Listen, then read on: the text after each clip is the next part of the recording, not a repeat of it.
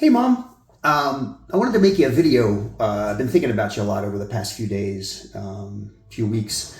Every time I send you pictures of Max with fish, or just the fish we've been catching, like that monster that he told you about last weekend, or 2 weekends ago, I guess now. I don't even know. I lose track of time.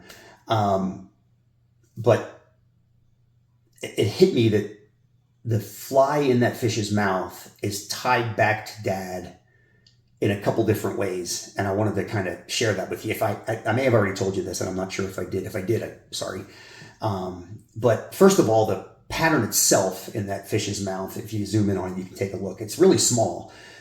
It's hard to kind of get an idea of how small that is. So I'll tie one later, and we'll kind of hold up some stuff so you can compare it and see how big it actually is. It's called a serendipity midge, and I didn't even know about that pattern until I was going through Dad's books, which I've kept a library of his books, and I will forever. I learn something every time I go through them. But this one in particular, even though I don't fish through the chutes too much, especially not the way these folks fish it, for steelhead and for really big trout, there's a great little section in the back, and this is an older book. I think it's from the 90s. 93. But in the back of this, there's a great fly selection guide, and one of the ones that kind of jumped out at me years ago that I don't hear people talking about too much. Let me see if I can find it in here. I know I saw it in here. The Griffith's Net, that's one of my favorites. It's a great, here it is. It's called the Serendipity, which is a great little name. And also it's a really simple fly. There's only a few ingredients. You can see them over here, a hook thread, and then you've got a body, and the rib is optional, as they say. I don't tie the rib in. And then the head. So you've really only got two ingredients, other than the hook and the thread, which I think is really, really cool. So we're going to tie one of those in a second, but the body is what I wanted to talk about. Like the head, you have to use deer hair. There's no real way around that. But the body, they say to use something called Zelon. But I remember I made this connection a couple years ago. I was going through Dad's old gear. This is one of his old fishing reels, an English one called Cortland.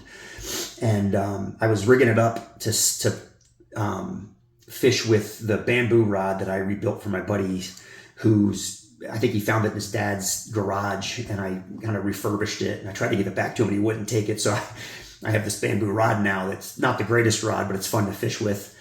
And as I was cleaning up Dad's reel, changing out the line on it, I noticed the backing, which is you can't really see it on this reel very well. Actually, you can see it on this one better.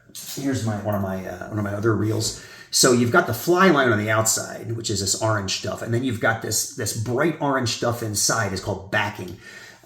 For saltwater fishing, a lot of times the fish are so big and strong that they'll strip all the fly line off, and then they get what's called into the backing. So you've got these fish that can run for miles, it seems, and you can get down to the backing. Usually by the time they get down to the backing, they're getting tired, and you can reel them back in. With freshwater fishing, the backing, you don't see it very often because the fish, A, don't have that far to go, and B, they're usually not huge or super strong. They're only running up and down in a river or a pond, like a pine nursery.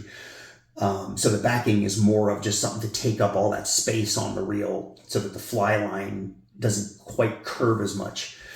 But the backing that I pulled off of this reel was super interesting, and I'm gonna mess with the light here a little bit.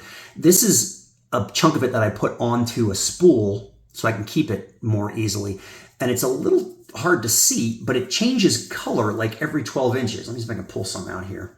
So here it's green. You can kind of see that, I think, if I can get it to focus. And then about 12 inches later, it changes to a yellow. And then about 12 inches later, it changes to a dark brown. And they're all pretty muted. All these colors, you can see them in the spool, actually. Roll this back up. You can see them in the spool. I wonder if the light would help. Nope, makes it worse. Well, maybe. I don't know. So you can see there's 3 or 4 different colors. There's kind of a gray, a brown, a yellow, and a green. And all those colors are actually really, really good colors to tie with for Central Oregon. So I took a lot of the backing off, and I put it on a reel that I turned into a left-hand reel so that Jen can fish with us, which is great. And I kept a chunk of this on this spool because I to find fun materials to tie with. And this one was even more special to me because it's comes from one of Dad's old reels. So what I wanted to show you today was how to tie a serendipity midge, at least the way I tie them, using Dad's materials. So I'm going to start with a size 18 hook. So here, it's pretty small. You can see it right there. Let's see, for reference, what do I have on the desk that I can use to show you? Here's a 9-volt battery there. That gives you an idea. There's the hook's about as long as the negative terminal on is that a negative terminal? I think it is. Yeah, negative terminal on a 9-volt battery. So it's pretty small. But for the fish around here, you have to fish pretty small flies because they've seen quite a bit. I put a bead head on mine, even though the original recipe in that book didn't have one. And I'll tell you why in a second. There's a couple of reasons, actually. So now I got some really thin thread. I think this is 12-aught thread. So this is pretty small stuff. Dad's scissors, which I use for making really fine cuts. We'll see those a couple times as we tie this pattern. So I get the thread going. I try to get it down as far down the hook shank as I can, a couple passes to give it a nice thread base. The reason I like using as far down the hook bend as I can is this is supposed to represent an emerging bug. So this is one of those ones that is when you see trout splashing at the surface to try to take an insect, that means they're usually hitting what's known as an emergent bug, which is a bug that's trying to get out of the surface film. If you see trout sipping at the surface, they could either be taking adults, duns, or spinners, which are the spent dead bugs. But if they're splashing, that means they're racing these bugs to the surface. And then that's going to come back to what this bead head kind of helps me do. Two things it helps me do in a second when we start talking about that. Oh, it looks like I got some of the brown on this one. This is fun. That's the other thing that's kind of fun about using this backing is because it changes every 12 inches depending on where you're at in the where you're at on the backing. You might get two different color bugs. I use some of my old dull scissors to cut that there. So now I'm going to bring this back to about there. All right, so now I got a little bit of a hump of the thread there, which is totally fine. I could cut that off, but we're going to cover it with hair here in a second. The only other ingredient I use is this bleached deer hair. This is some pretty good stuff. It helps the fly float, which you might be thinking, okay, so if you want the fly to float, what did you do tying a bead head, which is weight? And that's because when I fish these things, I like to kind of swim them through the water. I'm just trying to clean some of the fuzz. I don't know if you can see that. Some loose stuff that kind of falls out. So I try to swim these through the water looking like a bug that's trying to get to the surface. So the bead head kind of forces it down, and the elk or the deer hair kind of helps it stay not sinking like a stone. So it's kind of an insect that kind of swims through the water, kind of like that. I'm going to tie this hair in and let it flare. I got to be careful. Yep, that's flaring pretty well, actually. I got to be careful I don't break the thread. This is pretty thin thread. And I'm going to check up front here. I'm going to tie a couple more thread wraps in the flare to try to get it to I want it to really be messy and flare out a lot up front, and that's good. You can get the hair as close as you want to the front because we're going to trim it back here in a second. All right, and then I'm going to make a couple wraps up here, and then I'm going to finish off that thread with my whip finish tool. Dad had a different one of these. I still have his somewhere. I never could use it. This is called a figure 4 whip finish tool, and I never could figure out how to use Dad's, so I got one of these instead. Really old school guys finish off using overhand knots with their hands, which I still can't figure. I can do that with bigger flies and not with smaller ones. Dad's scissors again to trim off that one. So now you've got kind of these two areas of hair. You've got the kind of the shorter kind of tennis ball looking bit here. And then you've got this crazy wing in the back. I'm going to work on the first part first.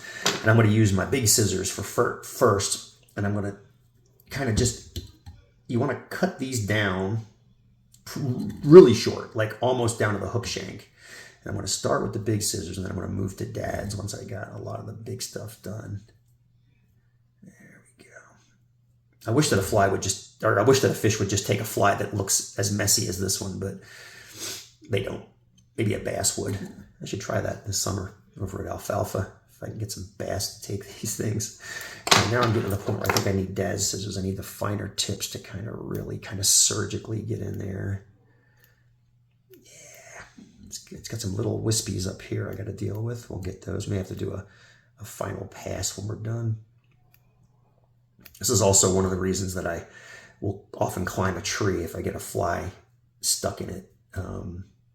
You know, flies don't cost that much at the store, but there's a labor of love that you go through when you're tying them yourself, and I'd rather not lose them if I can. I tie them a bunch at a time because I lose them, but at the same time, I know how much effort goes into each one. It's like there's one little, oh, no, it's just loose.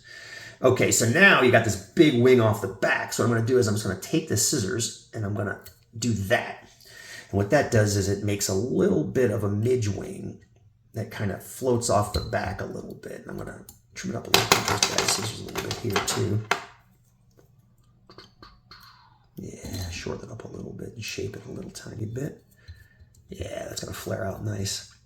And then I'm going to do a little bit more surgery up front to get a little bit of a slimmer profile. Yeah, it's looking pretty good.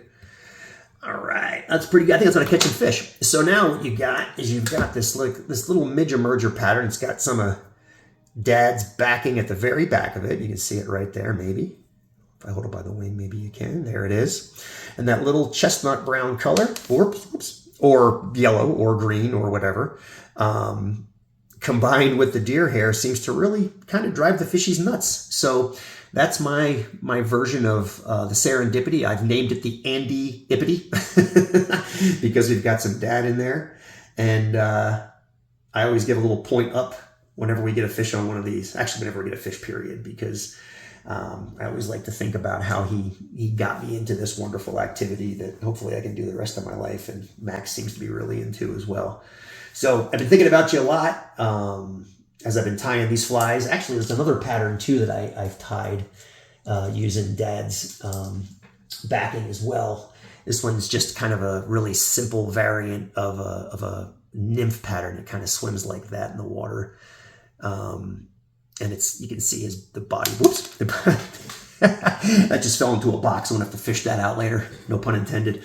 But they both seem to work pretty well, especially on the pine nursery fish. So, anyway, I just wanted to make you a video and show you how I tie up some memories to Dad every time I sit at the bench. Love you, Mom. Talk to you soon.